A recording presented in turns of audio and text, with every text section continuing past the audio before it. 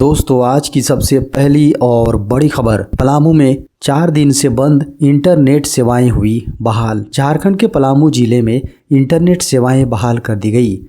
यहां 4 दिन के बंद के बाद रविवार सुबह 10 बजे इंटरनेट सेवा शुरू की गई। दरअसल शिवरात्रि के अवसर पर गेट के निर्माण को लेकर लोगों के 2 समूहों के बीच झड़प के बाद 15 फरवरी को जिले के पांकी शहर में सेवाएं निलंबित कर दी गई थीं। इस मामले में अब तक 18 लोगों को गिरफ्तार किया गया है।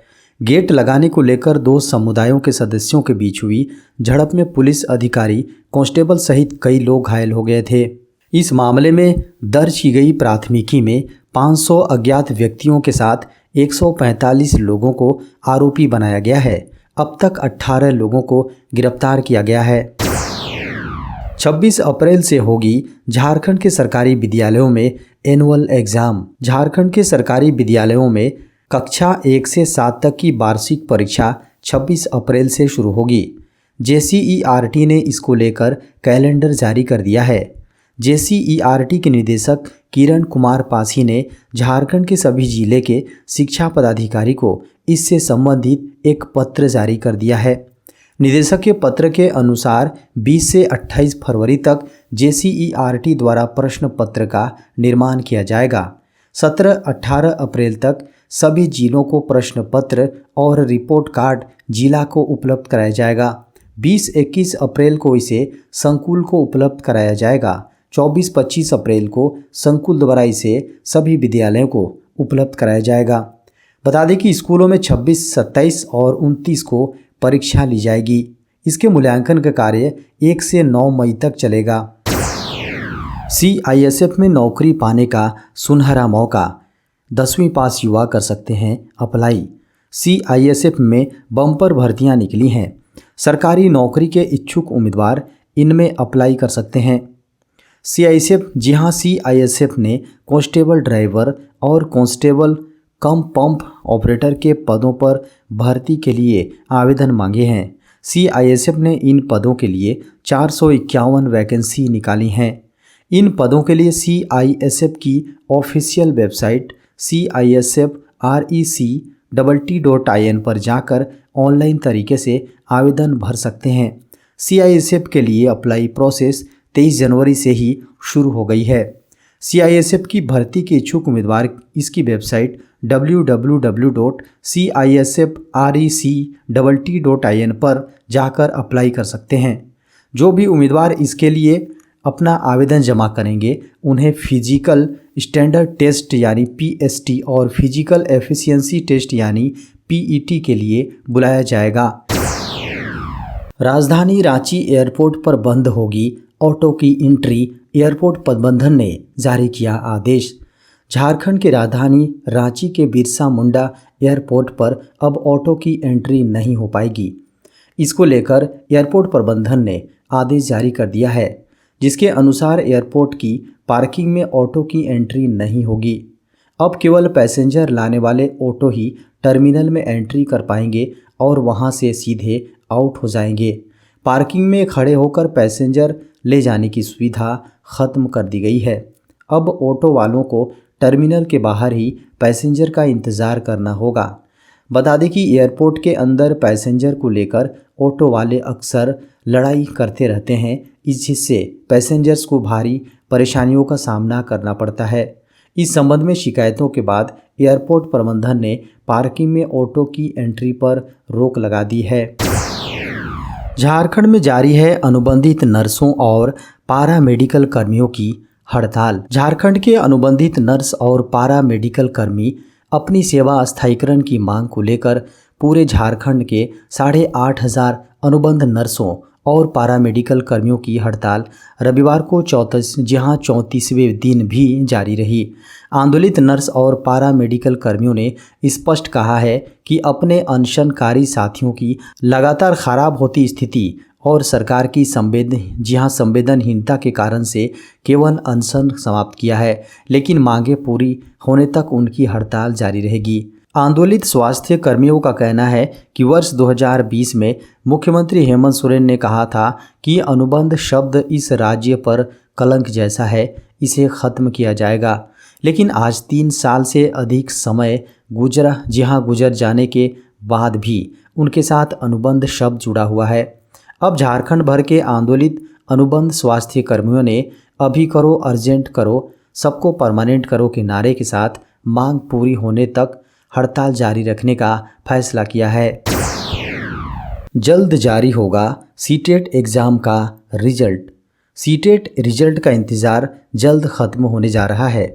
केंद्रीय माध्यमिक शिक्षा बोर्ड यानी सीबीएसई जल्द ही केंद्रीय शिक्षक पात्रता परीक्षा यानी सीटेट का रिजल्ट आधिकारिक वेबसाइट ctet.nic.in पर जारी करेगा, जिसके बाद परीक्षा में शामिल अभ्यर्थी अपना रिजल्ट देख सकेंगे। सीबीएसई टेट सीटेट परीक्षा का आयोजन 28 दिसंबर से 7 फरवरी 2023 तक ऑनलाइन मोड में किया गया था। वहीं इस परीक्षा की प्रोविजनल आंसर की 14 फरवरी को जारी की गई और अभ्यर्थियों को 17 फरवरी तक ऑनलाइन आपत्ति दर्ज कराने का समय दिया गया। इस उत्तर कुंजी पर प्राप्त आपत्तियों पर विचार के बाद फाइनल आंसर की जारी की जाएगी। सीटेट एग्ज़ाम का रिजल्ट फरवरी के आखिर या मार्च के प्रथम सप्ताह में जारी किया जा सकता है। हालांकि इस संबंध में फिलहाल कोई आधिकारिक जानकारी नहीं मिली है। देश में बनेगा पहला हाइड्रोजन प्लांट। आने वाले समय में देश ग्रीन हाइड्रोजन का हब बने, इस दिशा में केंद्र सरकार लगातार प्रयासरत है।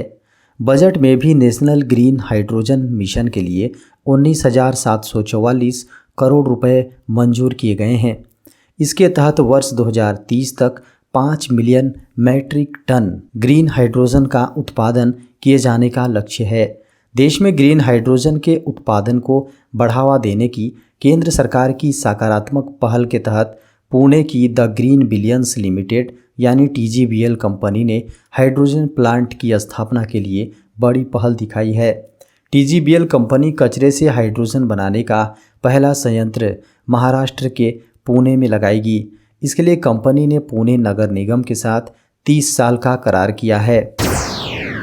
झारखंड में आंगनबाड़ी केंद्रों के निर्माण बजट में वृद्धि। झारखंड के आंगनबाड़ी सेंटर्स के निर्माण के लिए राशि की वृद्धि कर दी गई है। इसमें 3 लाख की वृद्धि की गई है। अब तक ग्रामीण विकास विभाग की ओर से 5 लाख रुपए और महिला व बाल विकास विभाग की ओर से 2 लाख रुपए दिए जाते थे। अब ग्रामीण विकास विभाग 8 लाख रुपए इसके निर्माण के लिए देगा, जबकि महिला बाल विकास की ओर से 2 लाख रुपए मिलेंगे। मनरेगा आयुक्त राजेश्वरी बी ने झारखंड के सभी जिलों के उप विकास आयुक्तों को इसको लेकर निर्देश दे दिए हैं। मनरेगा और महिला व बाल विकास मंत्रालय की ICDS योजना के तहत आंगनबाड़ी केंद्र संचालित होती है। वर्तमान में 5 लाख रुपए प्रति आंगनबाड़ी केंद्र का प्रावधान है। आंगनबाड़ी केंद्र के निर्माण में उसकी सामग्री और मजदूरी का दर भी बढ़ गई है। अब फ्री देख सकेंगे 200 टीवी चैनल। केंद्र सरकार ने बड़ा फैसला लिया है, जिसके बाद आपको टीवी में सेट टॉप बॉक्स की ज़रूरत नहीं होगी और आपको फ्री में 200 चैनल्स दिखाई देंगे। आपको बता दें कि केंद्र सरकार एक नई टेक्नोलॉजी लाने जा रही है। इसमें टीवी के अंदर पहले से ही एक सैटेलाइट ट्यूनर लगाया जाएगा। इसके लिए इंफॉर्मेशन एंड ब्रॉडकास्टिंग मिनिस्ट्री ने पूरा प्लान तैयार कर लिया है। अगर आपको सामान्य भाषा में बताएं तो यह सैटेलाइट ट्यूनर आपके सेट टॉप बॉक्स की तरह ही काम करेगा, लेकिन अब यह नॉर्मल टीवी में प्री इंस्टॉल्ड होकर आएगा। इस इनबिल्ट सैटेलाइट ट्यूनर से आप बिना किसी समस्या के फ्री टू एयर वाले लगभग 200 चैनल्स देख सकेंगे। बस आपको अपने घर पर एक एंटीना लगाना होगा ताकि टीवी तक ठीक से सिग्नल पहुंच सके। आज यानी सोमवार को चीफ जस्टिस पद की शपथ लेंगे जस्टिस संजय मिश्र। झारखंड उच्च न्यायालय के 14वें मुख्य न्यायाधीश जस्टिस संजय कुमार मिश्र सोमवार को शपथ लेंगे। जस्टिस संजय कुमार मिश्र को राजभवन स्थित बिरसा मंडप में झारखंड के नए राज्यपाल CP राधाकृष्णन शपथ दिलाएंगे। इसके बाद वे अपना कार्यभार संभालेंगे। विधि मंत्रालय ने शुक्रवार को जस्टिस संजय मिश्र को झारखंड उच्च न्यायालय के चीफ जस्टिस के पद पर नियुक्ति के लिए अधिसूचना जारी की थी। शपथ ग्रहण कार्यक्रम में मुख्यमंत्री हेमंत सोरेन, झारखंड के अन्य मंत्री, उच्च न्यायालय के अन्य न्यायाधीश सहित गणमान्य लोग उपस्थित रहेंगे। देश में कम हुआ विदेशी मुद्रा भंडार। भारत का विदेशी मुद्रा भंडार बीते सप्ताह में तेजी से कम हुआ है। 10 फरवरी 2023 को खत्म हुए सप्ताह के दौरान भारत का विदेशी मुद्रा भंडार 8.3 अरब डॉलर कम हुआ है। यह गिरावट पिछले वर्ष अप्रैल के बाद सबसे बड़ी वीकली गिरावट है। विदेशी मुद्रा भंडार में 8.319 अरब डॉलर की गिरावट के बाद यह 566.948 अरब डॉलर बचा है। यह जानकारी रिजर्व बैंक RBI की ओर से जारी की गई है। यह लगातार दूसरा सप्ताह है जब विदेशी मुद्रा भंडार कम हुआ है। पिछले सप्ताह विदेशी मुद्रा भंडार 1.49 अरब डॉलर कम हुआ था। वहीं अक्टूबर 2021 में भारत का विदेशी मुद्रा भंडार 645 अरब डॉलर के ऑल टाइम हाई पर था। जिस देश के पास मजबूत विदेशी मुद्रा भंडार होता है उस देश की आर्थिक स्थिति अच्छी मानी जाती है। ऐसा इसलिए होता है कि अगर दुनिया में कोई परेशानी आ जाए तो देश अपनी ज़रूरत का सामान कई माह तक आसानी से मंगा सकता है।